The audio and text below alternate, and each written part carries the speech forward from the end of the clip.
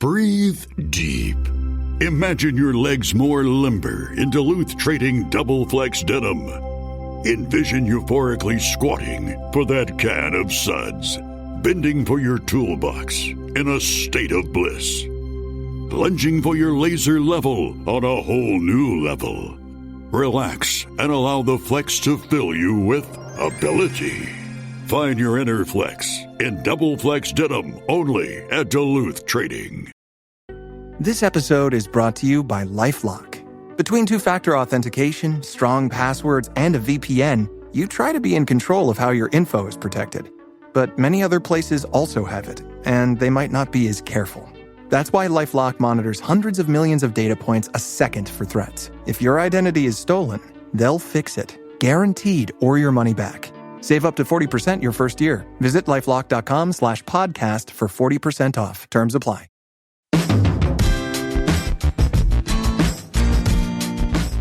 Hi, this is Tony Ruggiero, and you're listening to the Tour Coach Podcast.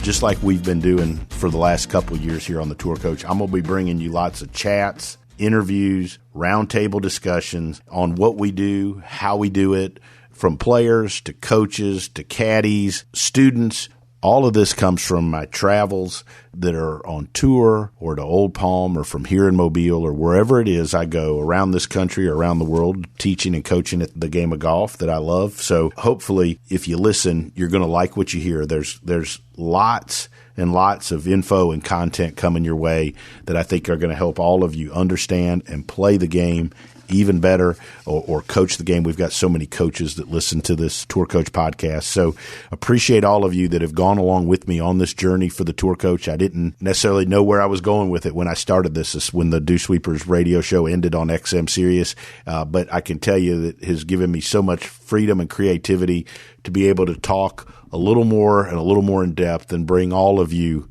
a behind the scenes, inside the ropes look at what me and my team do and the people that we associate with it and how you can use us as a resource to help you get better at the game of golf. Look, and if you like what you hear on the Tour Coach, also make sure you check out our Pro Work video series, which is available for you on YouTube and my YouTube channel. If you just go on YouTube and type in Pro Work, it'll pull up the episodes that are out there. Some really, really great stuff that takes you behind the scenes and inside the ropes. And before I let you go to the Tour Coach, special thanks to my sponsors that have all been with me for such a long time. Shrixon Golf, been with them over 20 years. Can't find anybody better in the equipment side of the world. Bushnell Golf, such a big part of what we're doing with Pro Work and what I do day to day, especially with the Launch Pro. Vineyard Vines, Ian and Shep, Amber and the folks there always keep me looking great. We've been such great partners for a good long time. And lastly, McConnell Automotive here in Mobile, Alabama. Mitch McConnell and the gang, there's nobody has supported me longer. I mean, they're unbelievable. And the folks at Buick GMC for supporting the Dew Sweepers radio show, as well as the Tour Coach and as well as Pro Work. So check out McConnell Automotive and Buick GMC. And lastly, my friend Blaine Stokely and Stokely's Midtown Garden Express here in Mobile. Those folks keep the Dew Sweepers and keep the Pro Work and the Tour Coach and all of our content alive and well for all of you that love the game and want to learn. Enjoy the Tour Coach podcast, which is coming your way right now. All right, so we're here on, this is Golf Camp, episode 2. Second day here, we got a new visitor to the Dew Sweeper cabin. Nick Bova, PGA professional, great teacher, great player, great friend of ours from up in Jersey, but Hamilton Farm. Nick, thanks for joining us. Come in, fly in for a little little play, a little work. Good to have you. Glad to be here. Oh, yeah. He's crashing the house. I mean, not everybody gets to stay at the house, but so trying to do a different topic each night. Jackson K Golf has been doing a phenomenal job on the creative end of this. And go ahead, Jackson, tell us the topic and what we're going to discuss tonight for everybody. Best golf lessons you've ever got. Okay. I think that's a fantastic. Why don't I lead off? Come on. So I'm going to tell the best golf lesson I ever got. I've had a couple good ones, but best golf lesson, I was 16 years old, almost 17, Birmingham, Alabama, and my dad got me my first good golf lesson, or my first golf lesson that I ever had with like a really, really good, like full-time instructor, teacher, And it happened to be somebody we all know, Mark Wood. Okay. So it's my first golf lesson with Woody. And I'm 16, 17 years old. And we're at this place called Linkside in Birmingham. And those that in Birmingham, Zach, you would know it was on Valleydale, right outside the back gate of where Inverness hit Valleydale, right? And now it's a housing development, but it was ahead of its time. It was a practice facility that Hank Johnson was involved in, and they built this high-end practice and teaching facility, and this was in 87, so way ahead of its time. Nowadays, it would kill it with all the people out there. It had covered hitting areas, lights, and it had a video room. I mean, in 87, it was just way ahead of its time, and it eventually was worth more as real estate. But anyways, Woody was teaching there. So my dad took me to get a golf lesson, and I still had persimmon woods, but I tended to slide and swing too much into out. And so Woody filmed me, and he drew a plane line. He took me into the building, and he came out, and he just dumped this den caddy of balls. I mean, it had to be 200 balls out on the ground, and he handed me my driver. There was a red flag probably 80 to 100 yards in front of us, and he said, handed me my driver, took my clubs with him, and he said, I'm going in there. You come get me when you can take a divot and get this ball in the air over that flag. With your driver? With my driver, and keep it online.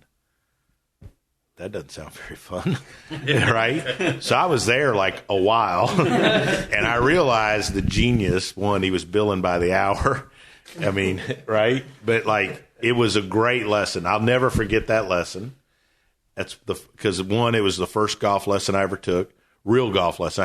I had some. There's a professional, Mike Landry, who I'm actually friends with on Facebook, who was the assistant golf professional in Houston when I was a kid, who gave me some great young golf lessons, and I looked up to him.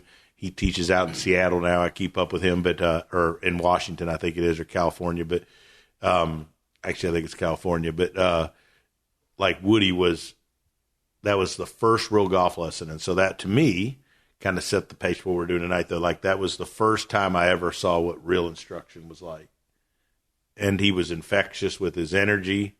And then I always tell people, like, so when my dad came back and said, you know, what do we need to do to get him on a program? And Woody's deal was, like, hey, if he pays me $100, him, from his job, out of his pocket, he can see me as much as he wants the rest of the summer or the rest of the fall, whatever it was. I think it was the fall, right?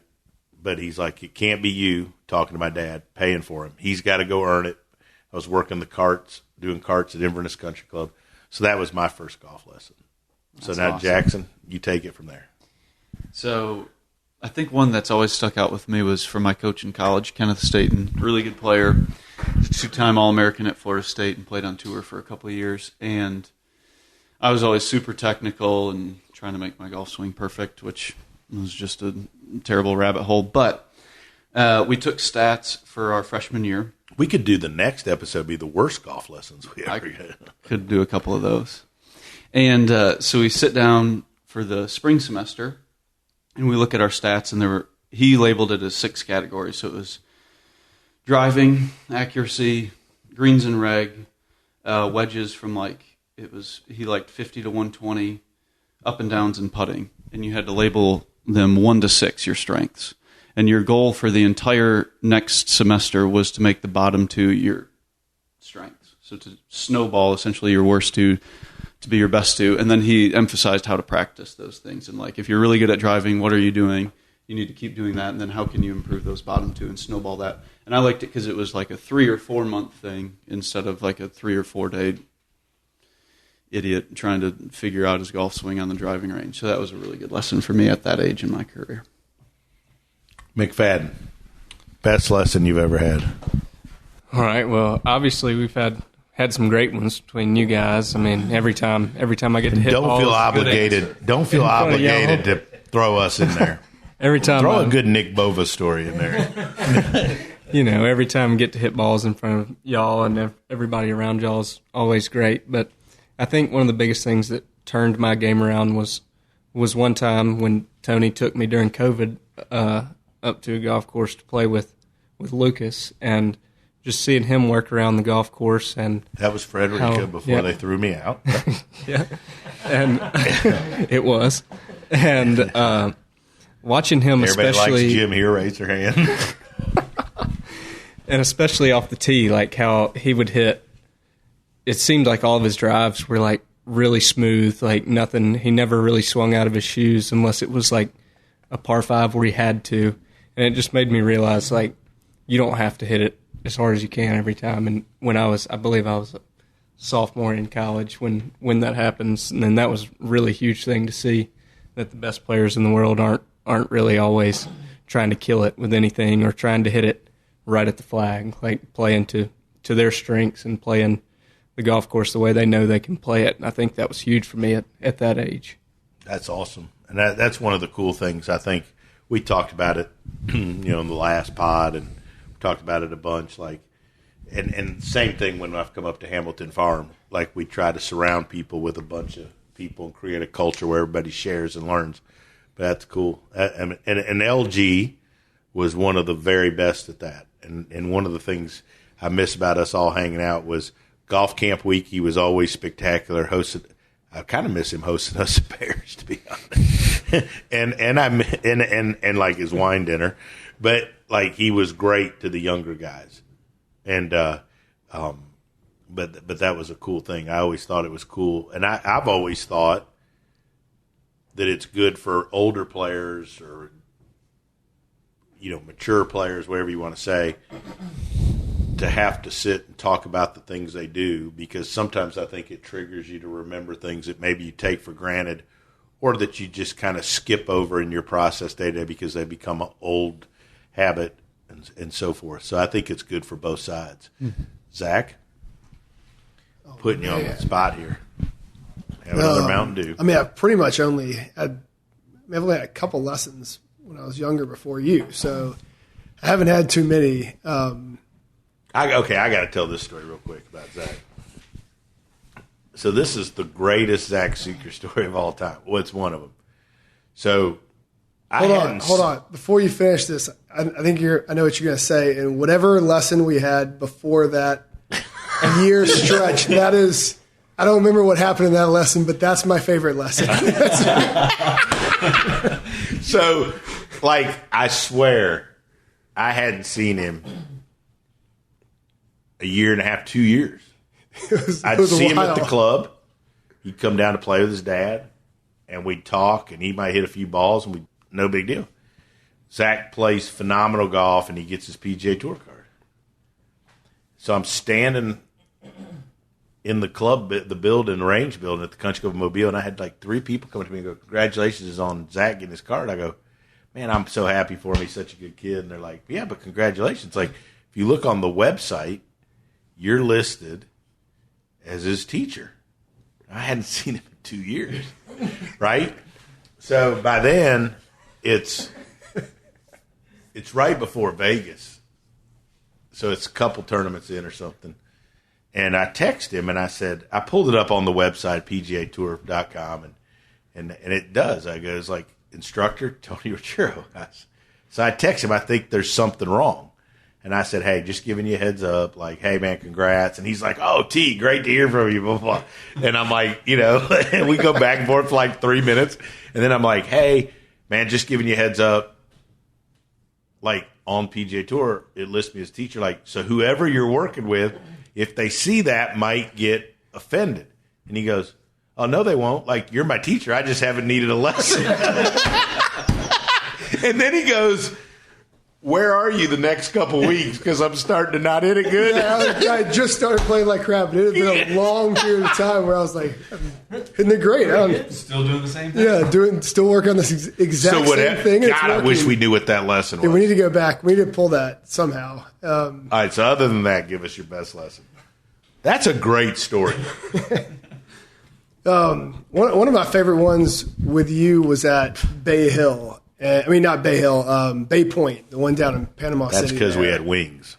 There were a lot of wings there. That's right. I went down. I think you were doing like a junior camp, but you had a couple pros come that week, and I think that was the first time I'd done a multiple day trip with you as well. And I know you had some kind of, I think you had that force played out or whatever that one is. That was also the first time I ever used that, and so it was cool to see.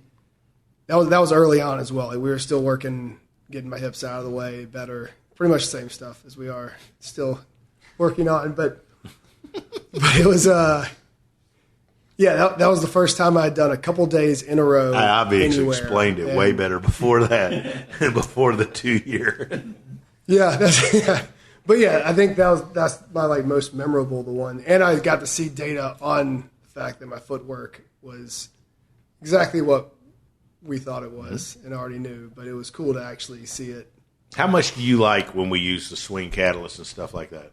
I enjoy seeing how I'm always trying to get to go less out to my left toe on the downswing, hips go out, and I do like just seeing it every time we meet up to see is it a little less? Is it minor improvements? And I think it has actually. It's a lot different. Over time, it's gotten better and better. And so I do.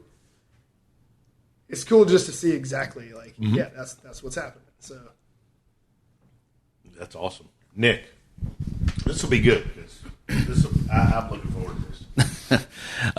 So I would say I kind of have two. One is more on the humorous side, and the other one is more on the serious side, I guess. So. Let's do the funny one first. So this one was actually recent. And so a member at my club is actually getting a lesson from another pro at our facility. And so the member is hitting it like dog shit. I mean, he's hitting it so bad. He's hitting it off the hosel. He's hitting off the toe. He's hitting them thin. He's hitting them heavy. He's doing everything. And so the guy that's giving him a lesson looks at him and says, "What are your two favorite things in the world?" And without even thinking, he says, "Big tits and chicken parm." So he says, he says, "What are your two favorite things in the world?" And he says, "Big tits and chicken parm." So then the guy says, "Backswing is big tits, downswing is chicken parm." And he started striping it. And it just say we don't do good and it just goes to show it's like, if you can figure out a way to get out of your own way, right? Because he had hit so many bad shots in a row that he was just in his own way. So whatever it was, it triggered something so that he could actually move and hit it. That's why Hack always yells chicken parm. And then I would say the serious one. I was kind of early on in my going off into my own teaching and coaching, and I had gone out to California and I had spent some time with George, and we get done. I was there for a week. After the first day, we got done, and I was hitting some balls afterwards, and he was nice enough to stay after and just kind of hang out with me. And we got to talk, and I said, "What's the number one thing that I can do to get better?" And he said, understanding cause and effect, and then understanding the matchups that go along with that, right? And so I've really kind of taken that to heart, and then with a lot of what you guys talk about with pivot related stuff and a good club face, I think all those things start to match up. So, being able to decipher what's causing somebody issues and then having a game plan as to kind of how to fix it. And that was a pretty cool one from George. That's really good. George was out there at Old Palm yesterday. Was he really? Mm-hmm. Actually, Hack said that, yeah. Yeah, he was down, sent me a little voice message this morning. But, yeah, I mean, and, there's people on all sides of the fence. But, George is always generous with his time. Yeah. I know Jackson's been out there to see him. I like watching what he does. Right? He has such a cool culture out there, right? Like every single time I've been out there, he starts teaching at 9 a.m. and his 5 o'clock lesson is there at 9 a.m. just hanging out, hitting balls, hanging out. Like I think every time I've been out there, the least number of people that have ever gone to lunch with us is like 12. And he pays for everybody. And Like it's just everybody just talks golf, and it's pretty cool, and it's a lot of really good players, right? So there's a lot of good insights, but it's a pretty cool thing that he's got going out there.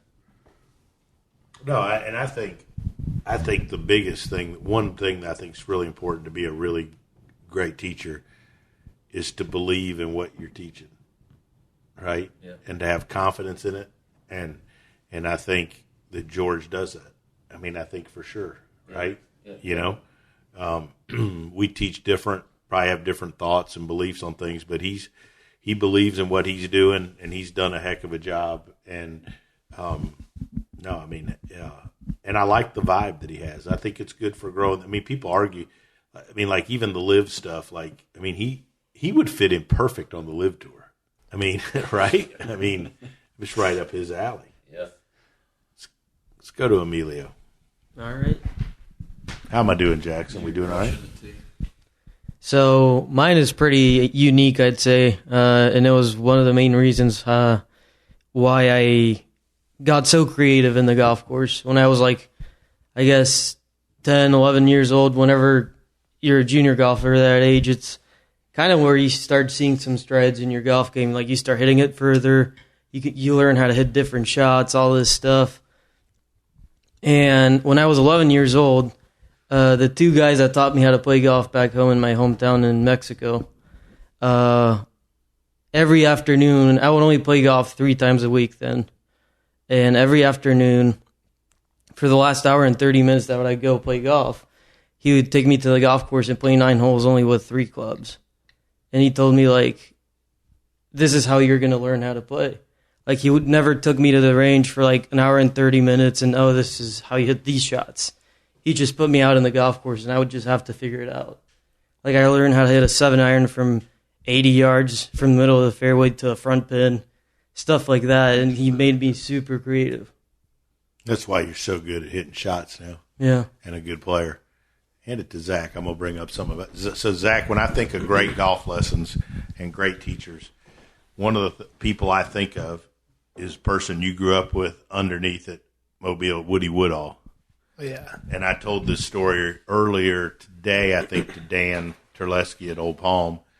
But, when I started teaching Bobby and coming over and I got to know you, I would spend time with Woody. He was always generous with his time, and he was always great letting me come over and hang out. But I'd noticed that every junior there, like when they got to the point they needed to go get maybe what you would say more advanced or however you would refer it, like type teaching, special, whatever, he didn't care, right?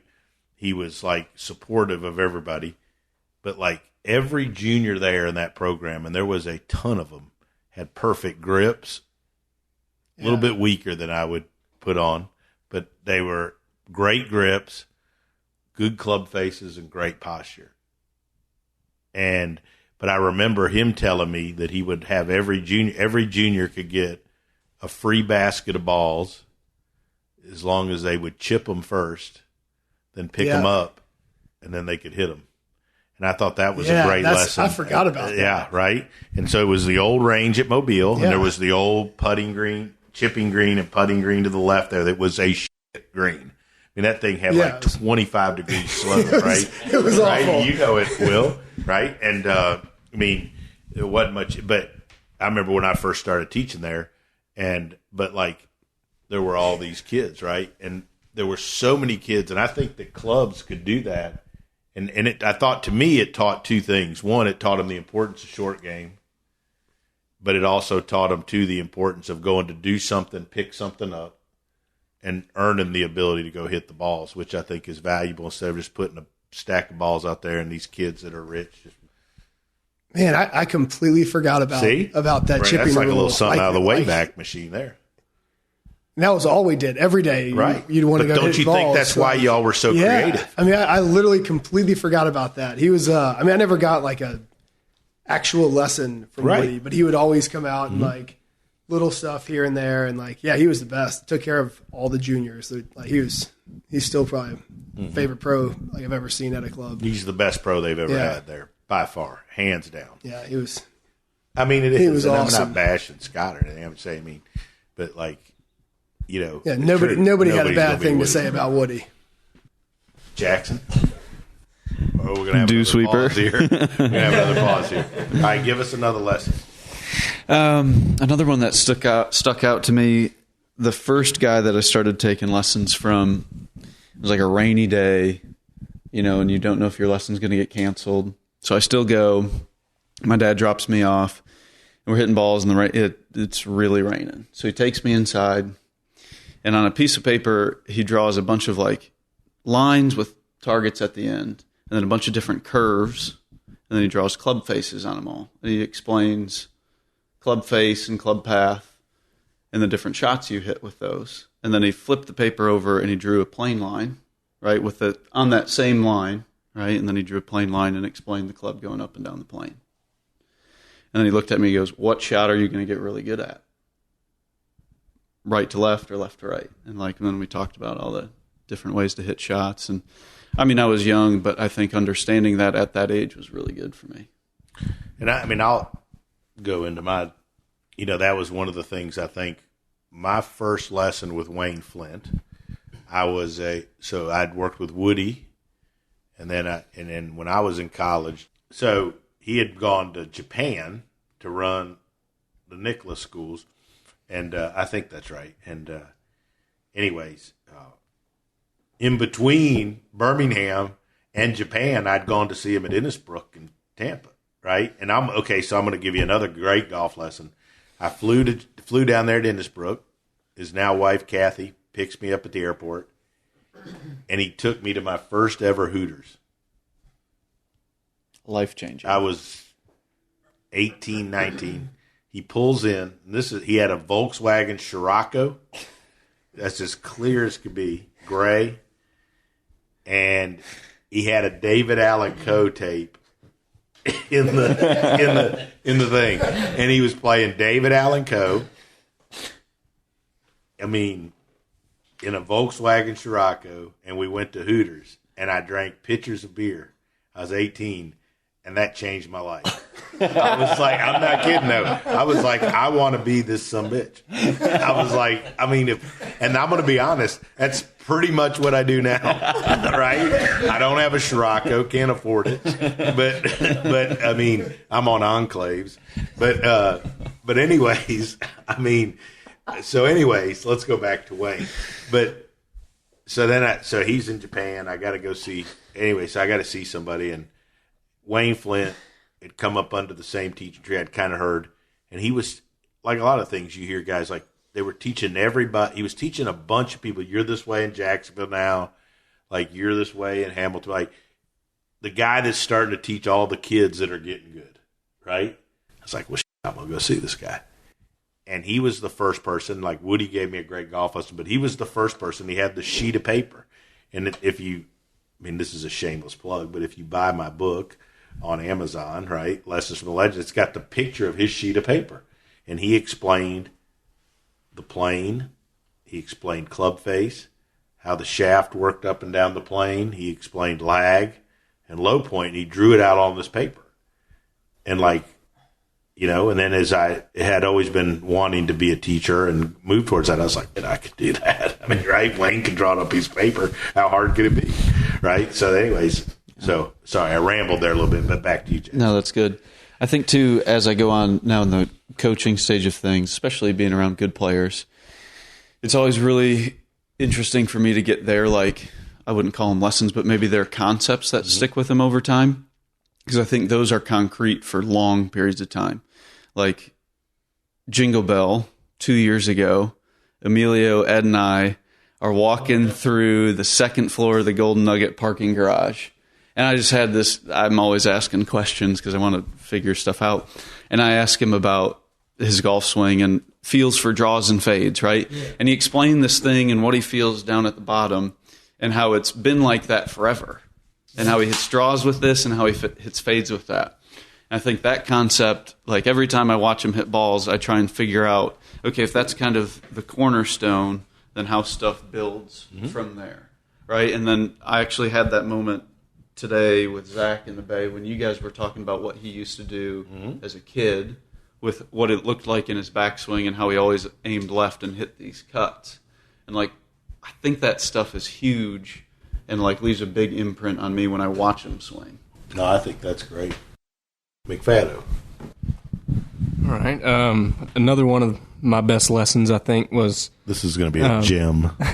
last year. I was still in college last year, and Tony was gracious enough to let me come to this pro golf camp last year as a college guy and as an AM. And, I think coming down here, knowing I had one semester of school left and wanted to play pro golf, he brought me down here, and for 4 days, I got my ass kicked for about 4 days by each and every person here.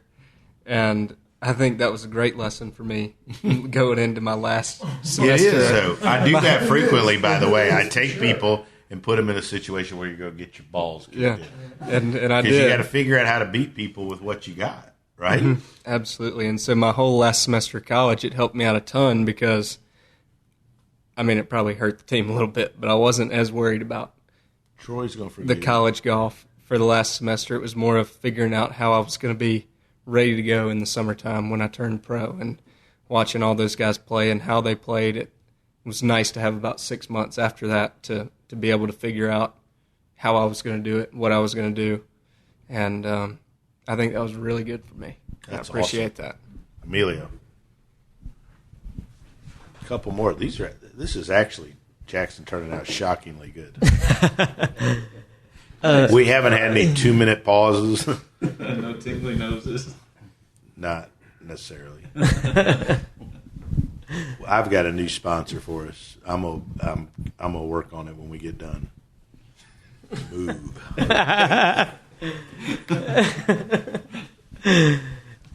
For me, it's a story that's actually related to what Will experienced too. I had been working with you for like a year because you started coaching me around my last year of college. And once I turned pro, I actually was living in Tony's apartment since I didn't know what I was going to do, where I was going to live, or what I wanted to do. But when I turned pro, he was really nice to go and take me to South Florida, see Colby, work out and all that, and play with Lucas. That's where I met him the first time. And we were playing in Old Palm, actually. And I remember to this day, like, I thought I played fairly well, and I shot, I don't know, like around even or 1 under. And it seemed like he didn't even play all that good that day, and he still beat me by like 3 or 4 shots. And like just seeing that and like how his average golf was so much better, I was like, okay, this is what I got to get better at. Because we have a lot more days like that in golf that we like to admit. Yeah. Like the days that you go out and shoot bogey-free 6, 7 under is like not as frequent as you like. And what he did there is like, I was like, oh, like he didn't play nowhere near perfect golf, and he still figured out a way of shooting a really low score. That's awesome. Yeah.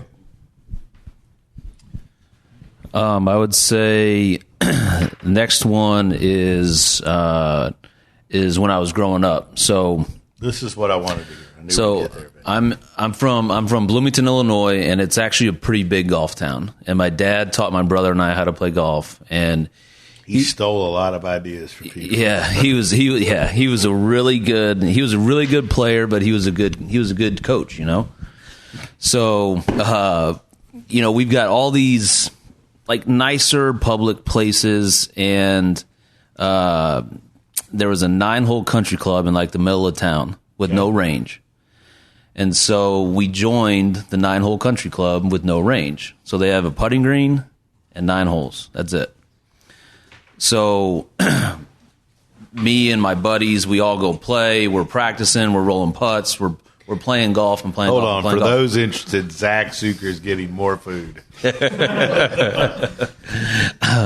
sorry. And so as I got older, so when I was about to graduate high school, I actually asked my dad, I said, why did we actually join Lakeside instead of going to one of the other places? And he said, "Do you ever hit a range ball there?" I said, "No." He said, "You can't play golf on the range." That's beautiful. He said, "You can only play it on the golf course, right?" And so me and my friends would spend hours upon hours upon hours on the putting green, running putting contests against each other. And then as soon as we were able to take the first tee, we would run around and play as many holes as we possibly could.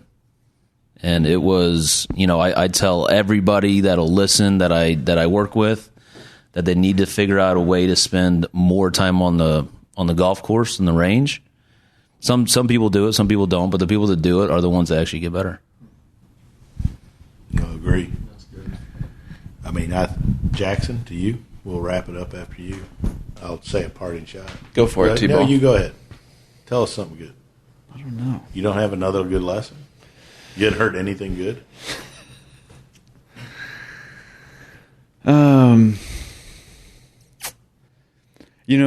Back to my coach in college, anytime I'd have a lesson with him, it was at Riviera Country Club where Mo Norman would go in the winters back in the day.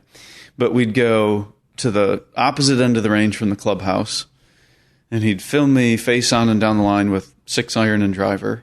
Wouldn't say anything. We'd drive clear across the range again, back to the other side of the clubhouse, and he'd have me hit 30-yard chip shots. He'd tell me one thing, right? Like leave a little bit more lag in there, whatever. And then we'd back it up 20 yards. I'd do it from 50 yards, and I'd do it from 70, and then I'd do it from 90. Then we'd drive back over to the range on the other side again, and he'd have me do it with a pitching wedge, and he'd film it, and then he'd show me. So whatever he saw, he'd just take me over to the chipping green and tell me one thing and have me do it like really slow and small motion. Then I had to back up and do it a little bit bigger and a little bit bigger, and then he'd take me over there, and then he'd tell me what we were working on. I'll never forget that. That's cool. That's cool. Yeah. It's fun. This has been good. This is good. This was really good. We need to. How's the wine, T? It's fantastic. Compliments of Wayne Flint. Going to throw that out. Compliments of Wayne Flint. I'll tell one last good HJ story on this because I love HJ stories. You've heard this story. Y'all have heard the Tom Kite story. Mm-hmm. But it's one of the best. So like the first tour player I ever had the opportunity to watch. So there was a Champions Tour event at Sandestin called the Boeing Championship back then. And this had to be 2000. I don't know. I was on my third marriage, so that's how I equate things. I think it was 2005. It was right after, yeah. So it was 2005 or 6 because I can remember which wife. But anyways, Tom Kite shows up, and Tom, I always remember when I would go to Hank's office in Greystone, he had some signed stuff there from Tom, and Tom had finished second to Tiger in the 97 Masters, right? And he had a signed piece that was like, hey, if it wasn't for some great kid, we'd have had a great week, something to that effect, right? Always remember it. Anyway, so Tom shows up, and he asks for Hank. And, of course, Hank isn't there because we worked instead of Hank, and running joke.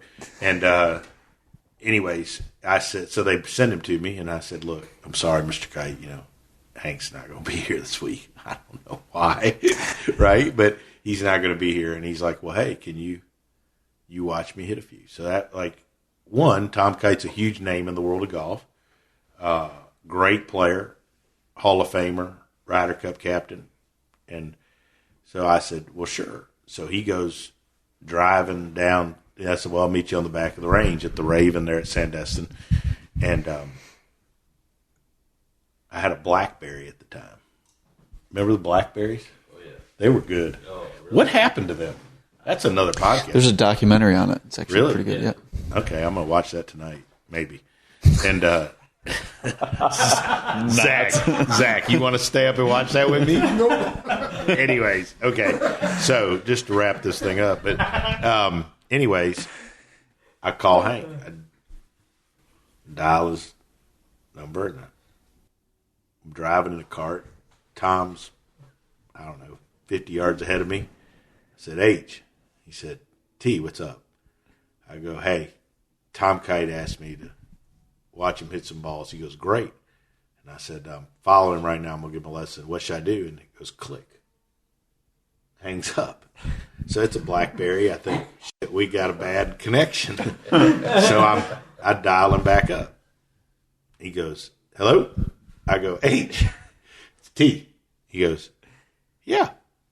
I said, I'm going to the back to watch Kite. He goes, yeah. Click. So I'm like, this T-Mobile I had at this time is so bad. And so I dial it again. And by this time, we're almost to the back of the range. And he answers, and I said, H. And he goes, T. We go through it again and click. I'm like, fuck.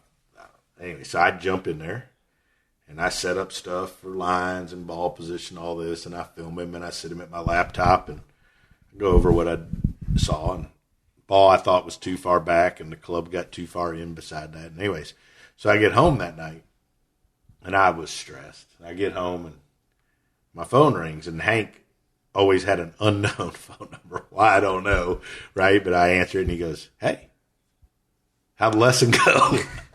And I was like, what the fuck, man? I mean, you know? And I'm like, here's what I did. And he goes, great, proud of you. I go, I mean, what was something wrong with your phone? He goes, no, I hung up on you 3 times. And I said, why? He goes, you got to learn to give a golf lesson. He's like, just because he's Tom Kite and he's won a major, it's no different than the guy you're teaching. And but anyways, I mean, it's a funny story, and I always thought he was a dick for doing that. But,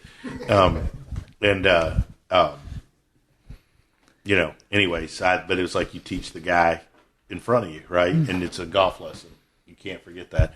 And I remember that recently, not long ago. We'll wrap this. I could tell a couple more stories, but like recently, like Lexi came on the tee, and I remember thinking of that story because, right, like she's obviously a fairly large name in our industry, and I remember thinking the same thing. Like, hey, it's just a golf lesson. I'm gonna tell you what I think. You're either gonna like it or you don't. So, that's really good. It was good, huh? Give us one more good Hank Johnson story. Man, Let's hear Hank Johnson. I had zinger. one, but I can't remember what it was. It just left me. I swear. I think. Oh, okay. I'll tell you. So anyway, Smiley, because Smiley did a bunch of stuff on Instagram today, and this is and I saw it, and I'm super proud of Smiley and what he's doing, broadcasting stuff. He's really found he's awesome at it. But anyway, so Smiley's 3rd round, he shoots the low round of the day, and it's crazy, and he's in the final group at Augusta.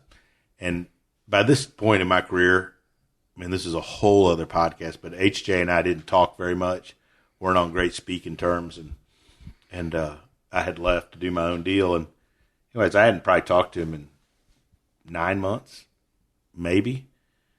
And I'm riding from Augusta National by the Waffle House up there that's near there, going towards North Augusta, or North Augusta, right across the South Carolina line. And my phone rings, and it says unknown again. This ought to be the topic of the podcast, unknown, right? And so I answered, and it's obvious, so it's just me. And he goes, T. I go, H. Here, I go, T. I go, hello? He goes, it's H. And I go, yes, sir. He goes, good work. I said, thank you. He goes, don't fuck him up. And hung up. So good. And then later, he told me, he's like, I was just, don't do anything different. Just right. You got to be yourself. You're giving a golf lesson. So, guys, this was Jackson. Hell of a job coming up with a topic. Good stories, too. Good stories. Emilio, Nick, thanks for coming and joining us, dude. Zach, thanks for just being Zach. Willie Mack, you're the best. I hope you enjoyed this edition of The Tour Coach and this conversation that we brought to you about playing, learning, and teaching the game of golf. We'll be back next week with another edition of The Tour Coach. In between now and next week, make sure you follow us on our social channels. You can always find me at The Dew Sweeper on Instagram, or go to our YouTube page where you'll see a scene and a video from my teachings daily on our YouTube channel. You can find that by looking up Tony Ruggiero and the Dew Sweepers on YouTube. Until then, make sure you follow and check out Everything Tour Coach and all our sponsors, Srixon Cleveland Golf, Bushnell, Vineyard Vines, and Buick GMC. I'll be back next week to help all of us appreciate, learn, and enjoy the game of golf.